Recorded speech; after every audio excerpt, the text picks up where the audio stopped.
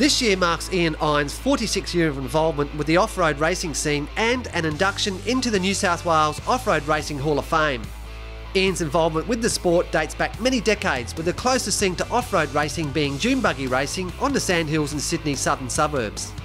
A lot has changed since then, and now Ian is best known for his hands-on work and major upgrades at the Colo Park circuit in New South Wales.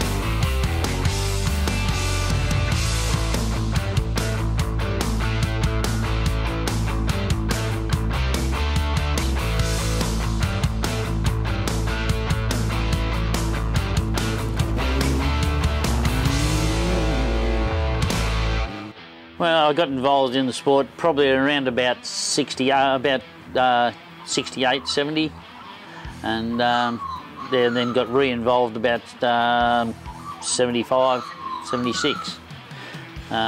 We went from there, from meeting people, and went. Another guy wanted to build a buggy, and then from there we went racing. He was building a shooting buggy. We got carried away, and then I bought a car, and then it went from there. Been involved ever since. The first vehicle was a little blue buggy that I bought off one of the guys from the Kurnell Dune Buggy Club. It was an 1100cc motor with all standard gear, Volkswagen gear, and had coil springs on the back and standard Volkswagen shocks. Then we progressed from that to a buggy frame, similar to the one that I run now.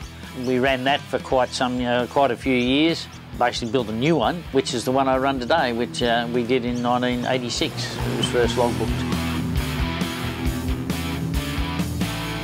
We started racing at Colo itself in 1982, and we took on the lease from the Datsun Drivers Club.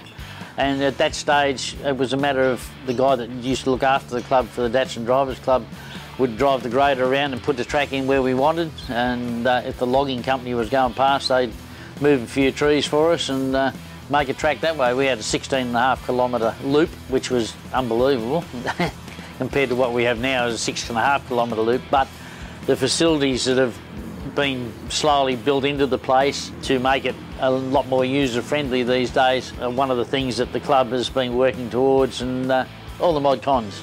This year marks Ian's 46th year of involvement in the sport, and SORA have made him a life member as well as a club patron.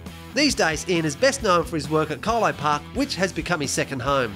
With SORA, I've been a vice president. I've basically had most of the positions in the club over the time, as you do over a period of time.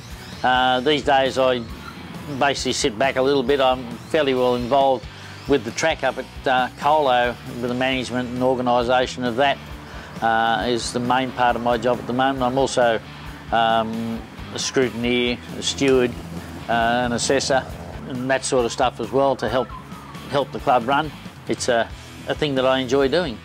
For Ian's outstanding service to the clubs and the sport of off-road racing in New South Wales, Ian Irons has been inducted into the New South Wales Off-Road Racing Hall of Fame in 2012. Yeah, it's a real honour to be inducted into the Hall of Fame, but again, with what I do, you wouldn't be able to do that without your family support. And my wife, we used to race 2 cars at one stage, and without her support, even after she'd given up racing, even without her support, I wouldn't be able to do what I do up at the racetrack and giving people a hand and trying to make it work. I think that it's in the hands of the juniors is where the racing's going. We have a lot coming along. We have second and third generation members of it, and I think it's their job to engender the sport, engender the love of the sport into other people, and to try and get other people along. And I think they will do that. I think that'll happen.